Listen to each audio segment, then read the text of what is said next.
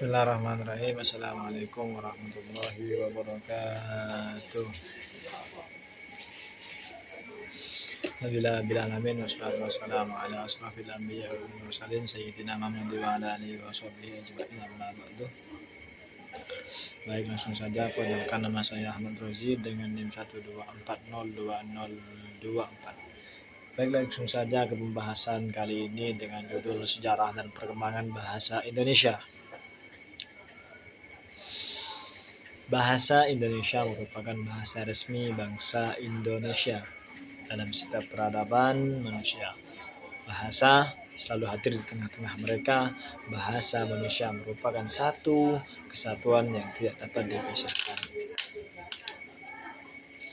Hal ini dapat dilihat dari bagaimana bahasa bertindak sebagai suatu media yang membantu manusia dalam kehidupan sehari-hari. Bahasa yang hadir dalam suatu kelompok masyarakat merupakan hasil dari interaksi antar sesama manusia yang ada di tempat tersebut. Hal ini juga berlaku bagi bahasa Indonesia yang telah tercipta berpuluh tahun lalu dan mengalami perkembangan yang begitu signifikan hingga kini. Perkembangan bahasa Indonesia selalu memiliki keunikan tersendiri.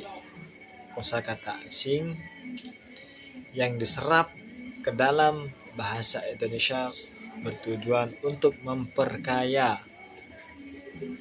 perbendaharaan dan varietas bahasa Indonesia. Walaupun mengalami beberapa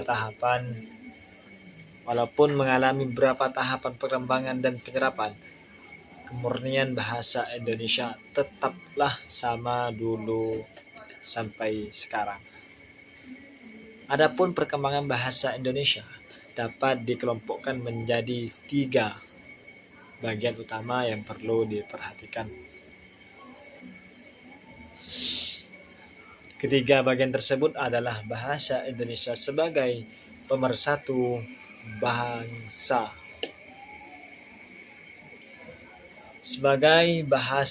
yang kedua sebagai bahasa resmi negara, dan bahasa Indonesia sebagai bahasa internasional. Pembahasan terkait bahasa dapat berlanjut apabila konsep dasar dari bahasa sendiri benar benar-benar dipahami. Perkembangan bahasa Indonesia lisan maupun tulisan berkembang mulai pada saat terbentuknya, yaitu pada tanggal 28 Oktober 1928 bersamaan dengan momen Sumpah Pemuda. Setelah terbentuk, bahasa Indonesia terus berkembang. Seiring berlakunya ejaan Van op Huijsen, Soewandi, Melindo, bahkan hingga ke ejaan yang disempurnakan EYD. Ini adalah beberapa contoh sederhana bagaimana bahasa Indonesia dengan pesat mengalami perkembangan. Bahasa Indonesia yang telah dikenal oleh halayak umum merupakan bahasa Melayu yang menjadi lingua franca atau bahasa perhubungan di Nusantara kala itu,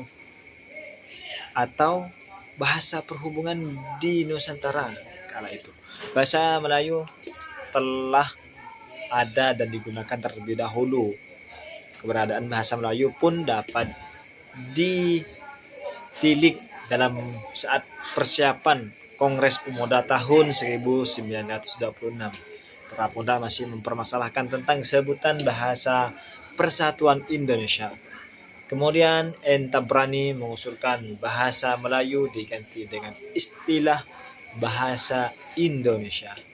Dan hal ini pun disetujui bersama pada 2 Mei 1926. Selanjutnya, untuk sejarah perkembangan bahasa Indonesia dapat disoroti melalui zaman Sriwijaya yang menggunakan bahasa Melayu untuk menjadi bahasa pembelajaran. Jadi menggunakan bahasa Melayu untuk menjadi bahasa pembelajaran, kebudayaan, dan hingga pada saat penyebaran agama Kristen oleh para pendeta-pendeta dan Belanda pada saat masih berada di Indonesia. Bahasa Melayu yang merupakan cikal bakal bahas Indonesia telah berkembang dengan sangat pesat di Indonesia. Bahkan sebelum bahasa Indonesia pertama kali resmi diumumkan pada Sumpah Pemuda Bahasa Indonesia, sejak dahulu telah membentuk bangsa dan mempersatukan keberagaman yang ada di Indonesia yang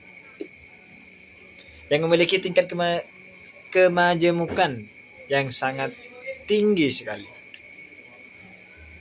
Adapun alat pemersatu suku budaya dan bahasanya, bahasa Indonesia mempersatukan setiap suku-suku di Indonesia.